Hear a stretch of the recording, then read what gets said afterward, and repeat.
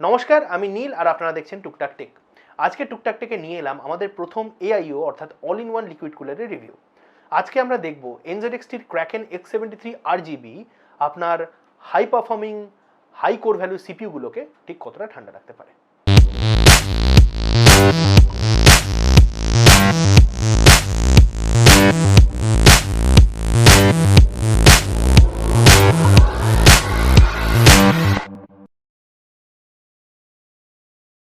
ভিডিওতে যাওয়ার আগে অবশ্যই ধন্যবাদ জানাবো অ্যাক্রো ইন্ডিয়ার অমিত দা অর্থাৎ অমিত পুততুণ্ড, তার সাথে বিশ্বেশ বিবেক মিশ্রা এবং অ্যাক্রো কলকাতার দীপক মিশ্রাজিকে, যার জন্য আমি এই রিভিউ স্যাম্পলটা হাতে পেয়েছি, এবং অ্যাক্রোর এই আমার প্রতি এই সদয় হওয়ার জন্য এবং আমাকে এই সাহায্য করার জন্য আমি অনেক অনেক ধন্যবাদ জানাই এবং আশা করব ভবিষ্যতে এরকম কিছু রিভিউ স্যাম্পল আমি অ্যাক্রোর কাছ থেকে পাবো।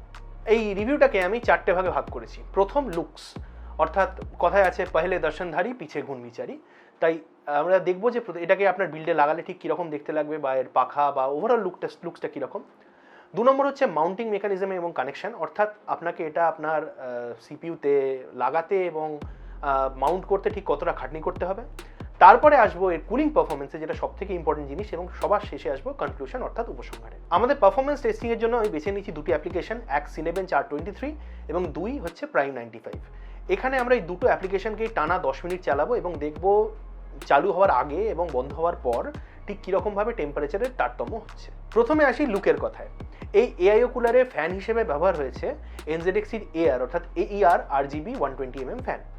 যারা NZXT নর্মাল এআর ফ্যানগুলো দেখেছেন তারা দেখলেই বুঝতে পারবেন যে ওই ফ্যানের ধারেই একটা RGB রিং বসিয়ে এই পাখাগুলোকে RGB রূপ দেওয়া হয়েছে।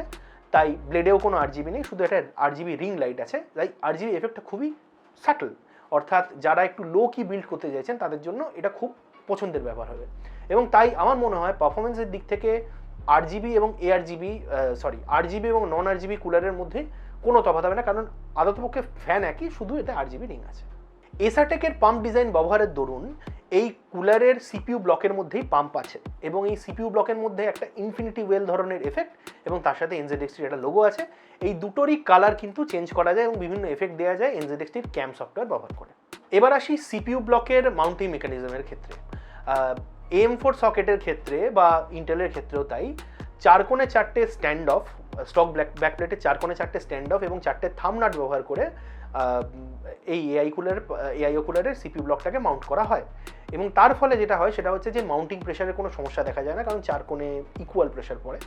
এবং এই ধরনের মাউন্টিং আমার নিজের খুব পছন্দ, কারণ কিছু কিছু কুলার আছে যারা AM4 এর স্টক ব্যাকপ্লেট এবং ব্র্যাকেট ব্যবহার করে দু কোণে ওপরে নিচে দুটো স্ক্রু দিয়ে মাউন্ট করেন।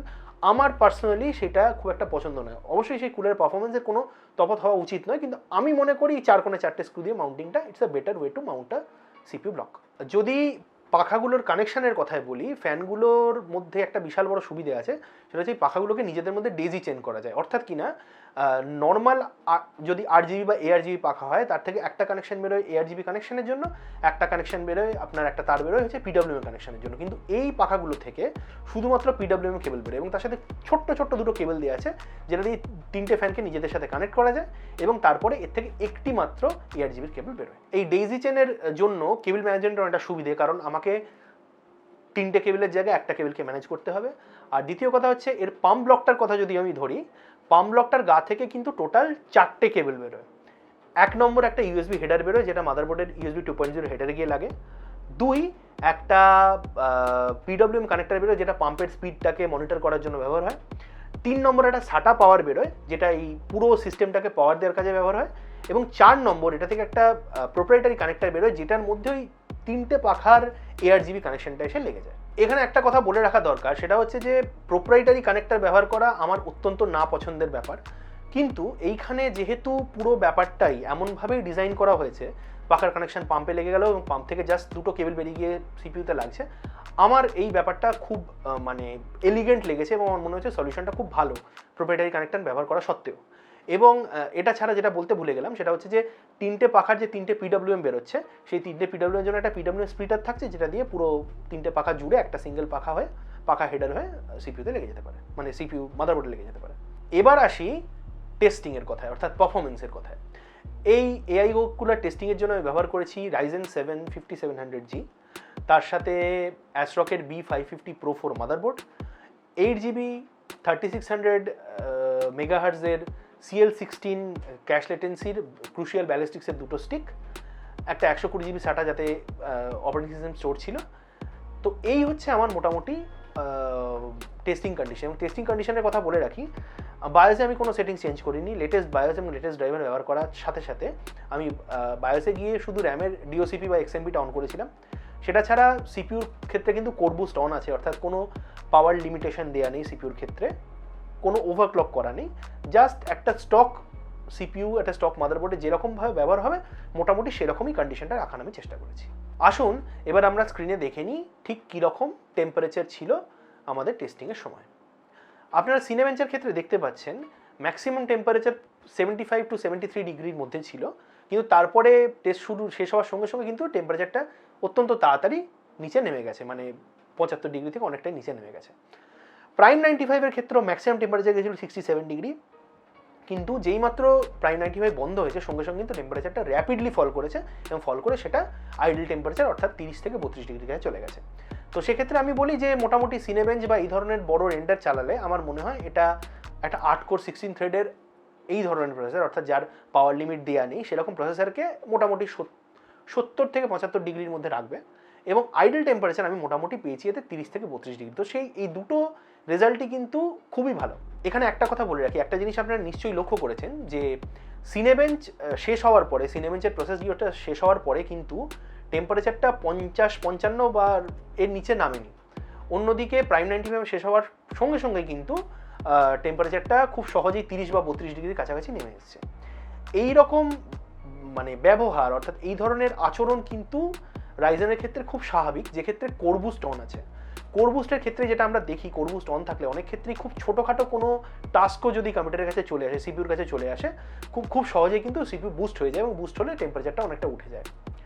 কোর বুস্ট কি, কোর বুস্ট কেন অন রাখা ভালো বা খারাপ, এই নিয়ে কিন্তু আমরা শিগগিরই একটা ভিডিও নিয়ে আসবো, এবং সেটা মিস করতে না চাইলে অবশ্যই সাবস্ক্রাইব করুন এবং প্রেস করে দিন বেল আইকনটা। তাই সবার শেষে উপসংহারে আমি এটাই বলবো যে NZXT Kraken X73 RGB একটা অত্যন্ত ভালো লিকুইড কুলার, এবং বিশেষ করে যারা নিজের পিসিকে চন্দননগরের আলোকসজ্জা বানাতে চাইছেন না তাদের জন্য ছিমছাম RGB এফেক্ট যারা দিতে চান তাদের জন্য এটা খুবই একটা সুন্দর দেখতে, অ্যাস্থেটিক্যালি প্লিজিং একটা লিকুইড কুলার।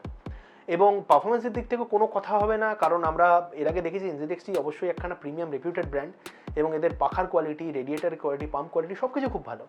আর NZXTর ক্যাম্প সফটওয়্যারটা তার উপরে একটা আইসিং অন দ্য কেক, কারণ NZXTর ক্যাম্প সফটওয়্যারের মধ্যে সিপিউর টেম্পারেচার, থার্মাল মনিটরিং থেকে আরম্ভ করে সমস্ত রকম RGB এফেক্ট সবই চেঞ্জ করা যায় এটা, এবং এটাতে মানে ক্র্যাশ করা বা RGB এফেক্টে হ্যাং করে যাওয়ার সমস্যাও খুবই কম। তাই ফিচার সেট নিয়ে আমার কিন্তু কোনো সমস্যা নেই, কোনো অভিযোগ নেই, কারণ প্রতিটা ফিচার খুব ভালো, এবং বিশেষ করে ফ্যানের ডেইজি চেন করার যে অপশানটা যেটা এখানে দেওয়া হয়েছে সেটা কিন্তু আচ্ছা বড় বড় প্রিমিয়াম ব্র্যান্ডের লিকুইড কুলারেও থাকে না। তো সেই জন্য আমি অবশ্যই NZXTকে সাধুবাদ জানাবো এই সুন্দর ডিজাইনের জন্য। কিন্তু তার সাথে একটা ছোট্ট কথা আমি প্রকাশ করতে চাই, সেটা হচ্ছে NZXT অবশ্যই একটা প্রিমিয়াম ব্র্যান্ড, এটাতে 6 বছরের ওয়ারেন্টিও থাকে। তো সেই জন্য অবশ্যই সেদিক থেকে দেখতে গেলে কিন্তু প্রাইস পয়েন্টটা হয়তো জাস্টিফাইড। তবু আমি বলবো যে NZXT এখন একটা প্রিমিয়াম ব্র্যান্ড, এবং তার সাথে লিয়ানলিও একটা প্রিমিয়াম ব্র্যান্ড। লিয়ানলির গ্যালাহাদ কুলারটা কিন্তু এর থেকে অনেকটাই দাম কম, এবং অবশ্যই তার ডেজি চেনের ফিচারটা নেই, কিন্তু তাতে 5 বছরের ওয়ারেন্টি আসে, এবং সেটার কিন্তু দামটার ডিফারেন্সটা এখানে অনেকটাই হয়ে যাচ্ছে। তো আমার মনে হয় NZXTর ভারতীয় মার্কেটের জন্য আরও একটু বেশি প্রাইসিংয়ের দিক থেকে অ্যাগ্রেসিভ হওয়া উচিত। ফিচার তাদের প্রচুর আছে, মানে তাদের প্রোডাক্ট লাইনে অনেক ধরনের প্রোডাক্ট আছে, এবং প্রতিটা প্রোডাক্টই খুব ভালো, এবং তার মধ্যে একটাই আমরা রিভিউ করলাম আজকে। তো আরও NZXT প্রোডাক্ট আছে, তো প্রোডাক্টের কোয়ালিটি বা ফিচারের দিক থেকে আমার কোনো বক্তব্য নেই, কিন্তু আমার মনে হয় যেখানে মানে একটা মিডল রেঞ্জ মিড টিয়ার ব্র্যান্ড হয়েও ডিপকুল একটা অনেক ক্ষেত্রে অনেক বেশি ফিচার দিয়ে অনেক মানে অ্যাফোর্ডেবল জিনিসপত্র নিয়ে আসছে মার্কেটে, এবং পারফরমেন্সে দেখলে হয়তো খুব একটা এদিক ওদিক হবেও না। মানে আমি যদি ক্র্যাকেনের সাথে ডিপকুলের ক্যাসেল 360 EX এর তুলনা করি বা করতে পারি, তাহলে আমি দেখবো হয়তো খুব একটা এদিক ওদিক কিন্তু হচ্ছে না। কিন্তু তবুও আমার মনে হয় NZXTর প্রাইসিংটার দিকে একটু নজর দেওয়া উচিত, যে একটু বেশি অ্যাগ্রেসিভ হলে খুব সম্ভবত ইন্ডিয়া NZXTর ব্যবসা আরও বাড়তে পারে। তবে এটা আমার পুরোপুরি ব্যক্তিগত মতামত, আমার নিজের যা মনে হয়েছে একজন কনজিউমার হিসেবে এবং একজন টেক এনথুজিয়াস্ট হিসেবে। তো আমি সেই কথাটাই প্রকাশ করলাম। আশা করছি এই মতামতের সাথে আমার পরের রিভিউ স্যাম্পল পেতে কোনো অসুবিধা হবে না। যাকগে, জোকস অ্যাপার্ট, আজকে আমাদের রিভিউ এই পর্যন্তই। কমেন্টে জানান আমাদের এই রিভিউ কেমন লাগলো, বা আপনি আপনার সিস্টেমে এই কুলারটা ব্যবহার করবেন কি, বা আপনি কোন লিকুইড কুলার আপনার সিস্টেম ব্যবহার করেন, বা আপনি আদৌ মনে করেন কিনা যে সিপিইউতে লিকুইড কুলার ব্যবহারের কোনো দরকার আছে, জানান কমেন্টে। আমাদের সোশ্যাল মিডিয়া প্ল্যাটফর্মগুলোতে আমাদের পরের ভিডিওর আপনি আপডেটস পেয়ে যাবেন, চলে আসুন সেগুলোতে, সেগুলো স্ক্রিনে এবং ডেসক্রিপশন সেকশন দেওয়া রইল। এছাড়া চলে আসুন আমাদের কমিউনিটিতে, যেখানে আমরা এই কুলারটা ভালো না খারাপ এই নিয়ে জোর তর্ক করব। তাই সঙ্গে থাকুন, আমাদের সঙ্গে যোগাযোগ করুন আমাদের সোশ্যাল মিডিয়া প্ল্যাটফর্মগুলোতে, আর ভালো থাকুন।